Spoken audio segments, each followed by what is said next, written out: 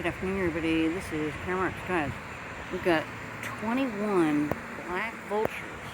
Now, we're going on about the third week that they've been gathering at this one pond every night. And that's my Parrot laughing.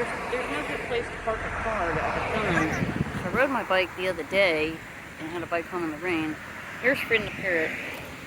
He is normally very scared. It's okay, Freedom. He's normally very scared. Freedom, you're going to scare the vultures now. The vultures usually scare him, but he's been pitching a fit. Freedom, you're okay. Anyway, isn't this crazy? So, look, here's a black vulture. Look how big that is. It's got to be a wing or a tail feather. Okay, Freedom. Freedom's like, yeah. Okay, Freedom, we notice you. Okay, Freedom's in his bird pack. We walk every day. But isn't this crazy? And look, so I counted, it's a mating season. I counted 21 vultures on the tree, lost track how many's on the ground. Unbelievable. Here goes one flying. Alright, it's absolutely fascinating.